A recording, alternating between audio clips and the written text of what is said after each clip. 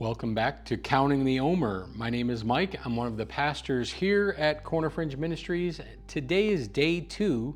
He sees, he knows, he acts. Exodus 3:7-8 says this, "And Yahweh said, I have surely seen the affliction of my people who are in Egypt, and have given heed to their cry because of their taskmasters, for I know their sufferings. So I have come down to deliver them from the hand of the Egyptians, and to bring them up from the land to a good and spacious land, to a land flowing with milk and honey." That's Exodus 3:7-8. Before Israel ever called out, Yahweh had already seen. The Hebrew word for know, yada, in verse 7, conveys more than awareness.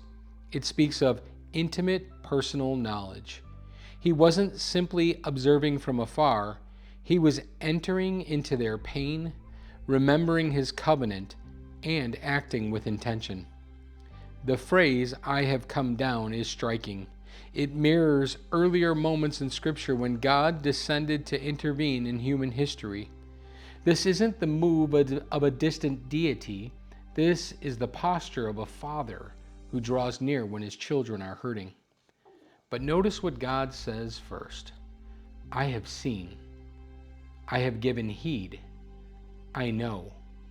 And only then I have come down. Redemption begins in the heart of God, not with the efforts of man. Israel's cry mattered, yes, but God's compassion had already been stirred. In seasons of struggle, we often ask, does God see me? Does he care?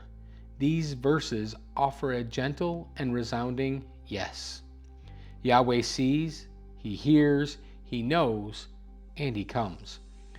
The cry of Israel wasn't polished. It was probably filled with groans, questions, and despair. But God responded, not because of the perfection of their plea, but because of the permanence of his promise. His covenant with Abraham had not been forgotten, even after centuries of silence. Many of us live with silent pain, bondage we've learned to tolerate. Maybe it's fear, addiction, rejection, or bitterness, and we wonder if God still notices. Let this passage remind you, before your cry, he saw. Before your prayer, he moved. Redemption doesn't begin with us. It begins with him. He doesn't wait for us to clean ourselves up. He meets us in the dirt and leads us out with mercy. So today's question, what area of your life feels hidden or unheard? What might it mean today to believe that Yahweh sees you, knows your suffering, and has already begun to move?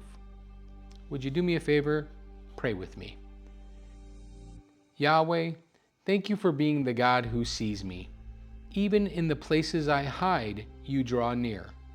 Help me trust that you are already at work in the places I feel most abandoned. Give me eyes to see your mercy, even when my situation hasn't changed. I hope that today's Counting the Omer, day 2, was a blessing to you, and that you'll join me again tomorrow. Shalom.